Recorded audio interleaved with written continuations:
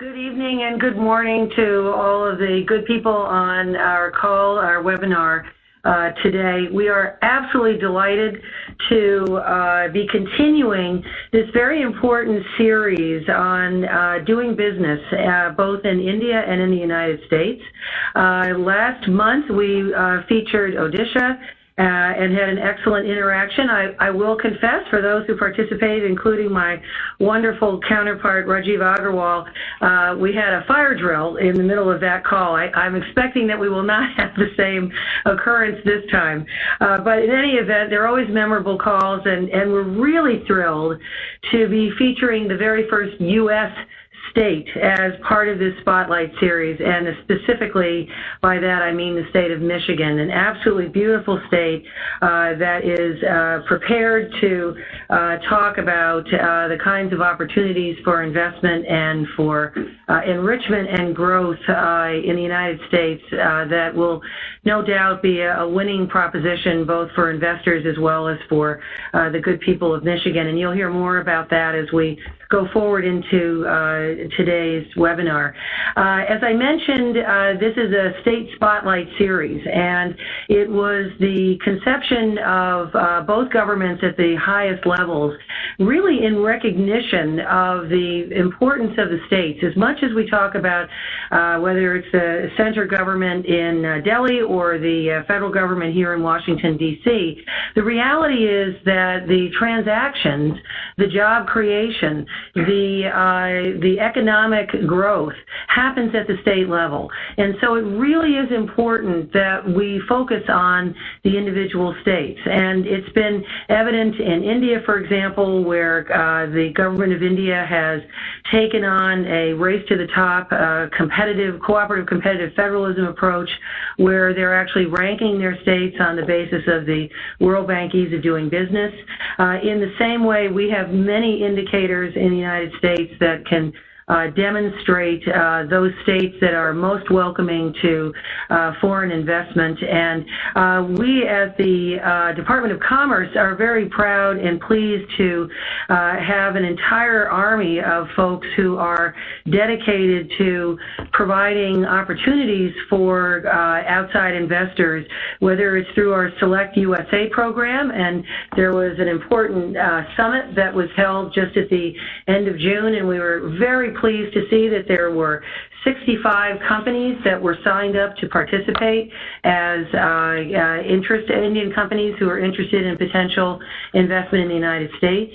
We're now going to turn to Tel Ganesan, who has an on-the-ground story to tell with his company, and also very pleased to note that Tel is the president of TIE Detroit.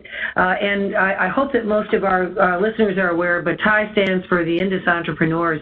TIE has been a real positive driving force within the Indian American community in terms of its business outreach, and it's very famous for its TIECon events. And I'm sure that Tel will take a moment to highlight the TIECon event that's planned for this coming November in Detroit. So Tel, if you could tell us a little bit about the business, a bit about your experiences setting up in Michigan, and then the TIECon event, that would be terrific. And if we could compress your presentation from 7 to 5 minutes, as Joseph did, that will give us more time for folks to be able to ask their questions of our esteemed panelists. So with that, Tel, thank you very much. Good morning and good evening. So I'm not going to talk a lot about my company, so we can keep moving to the slide. Let's move to the next slide. So Kaiba is an IT and engineering and professional staffing services company, and we have over 700 employees and about 6 locations. Next slide, please. And then we are an award-winning company. We won several different awards. Next slide, please. And so last year I stepped down from the day-to-day operations of the parent company Kaiba. Then I started 2 different companies with a lot of things improving in Michigan. So I have a Kaiba Ventures company. It's focused on investing in significant growth opportunities in the region. The next one, please. And then also it's a Kaiba Accelerator. It's focused mainly on startups. So we try to cover the whole range, all the way from startups to investing in investment-ready companies. Next slide, please. These are the various technologies that we plan to invest, all the way from connected cars, autonomous vehicles, smart cities, travel and transportation, insurance, etc. Next slide, please. Yeah, so with that, we come to the main highlights for today's discussion. So I started this company, Kaiba, as a one-man operation way back in 2005 after working at Chrysler for almost 13 years. And then, obviously it was a bootstrapped operation, and we, grew the company through mergers and acquisition, and our major customers are FCA, GM, Ford, most of the big three automakers here, Valeo and Mercedes-Benz Financial Services. And then I want to quickly talk about how the economic development community is in Michigan. As you know, Governor Snyder is an entrepreneur himself, an investor, and businessman from his prior life. So with a governor like that, we have pro-business atmosphere in Michigan, at least in the last 6-7 years that I could think of. And as Paul mentioned in his presentation, through the Michigan Economic Development Corporation, we have several programs. One of them I like the most is the Pure Michigan Business Connect. And they also have, organization to focus on talent. As you know, we have a lot of engineering talent in the region, so they're working on them. And then several, other divisions like entrepreneurship and, of course, the business development to attract companies from overseas into Michigan. I just want to take a few minutes to talk about how I see the business climate in Michigan at the current time. I just want to give a quick history as to what the state has been doing in the past. Everyone knows that Michigan was the innovation capital. The cars were invented here in the early part of the 20th century, long before Silicon Valley, and we were the center of universe back then. And somehow we lost it, mojo, a latter part of 20th century, and we even hit rock bottom in 2009. Many wrote us off, and even Time Magazine called us a dead city. The city itself went through bankruptcy. The major automakers went through bankruptcy way back in 2009, GM and Chrysler. But I sense times are very different now.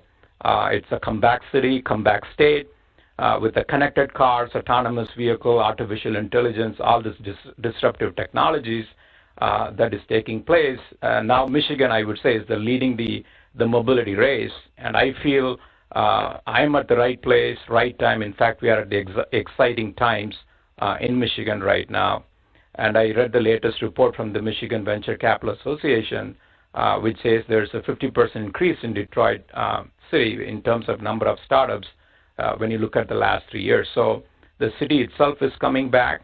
And, so in the past, it's always used to be that, entrepreneurs in the region, we used to call people in the Silicon Valley and, hey, we want to come over there, we want to connect and, expand operations over there. But I see that trend is changing differently. In the last year itself, I have, 10 meetings, people wanting to have in Detroit and keep calling us. So from that standpoint, and then if I talk to several immigration attorneys in terms of the engineering talent that they process for the visas and all that, it's also increasing in the last couple of years. And obviously, like Paul said, we have a lot of auto manufacturing talent in our region, highest concentration in terms of the engineering talent. And then also the cost arbitrage, it does help the businesses and the entrepreneurs. If you go to Silicon Valley, I mean, you got to make $100,000 to at least live in a 2-bedroom apartment. And with that kind of money, you could have a beautiful home in Michigan. And then obviously we have our #1 public university based on the latest ranking, University of Michigan, Ann Arbor, that you have the best of the best talent right here. I've been in this region for the last 28 years. I believe there's a significant opportunities exist, not only in the region, but also collaborating with the likes of Silicon Valley and anywhere on the planet Earth to really leverage and take the opportunities forward. And then personally, from my standpoint, We don't have any earthquakes here. We don't have a lot of flooding. We don't have hurricanes. We don't have twisters. We don't have a lot of pollution and congestion like other places. And so you could stretch your dollars, a lot more here in Michigan. And we have 4 distinct, beautiful seasons that you could enjoy. Yeah, maybe snow during, January and February, but for that, I think it's a great place. And I think that's all I have. And then let me quickly talk about TIE and TIE Detroit. So we host the conference TIECon, and this year theme, consistent with what is happening in Michigan. We are really focusing on a lot of disruptive technologies, all the way from, focusing on the connected auto, connected health, and smart cities. And with the connected auto, we focus on all the connected cars, autonomous vehicle, and then, with the drones, and not only in the land mobility, but also in the air mobility. And then we also have a lot of medical devices company in our region, and so we focus on connected health, along with, focusing on artificial intelligence, machine learning, deep learning, fintech, blockchain.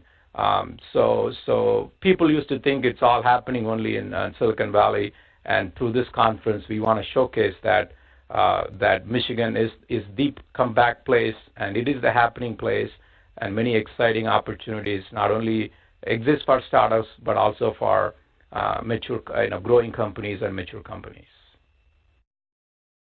And so that's all I have for today. And I hope I'm on time. Tel, that was absolutely perfect, and you've convinced all of us in Washington that we should be moving to Michigan. Thank you.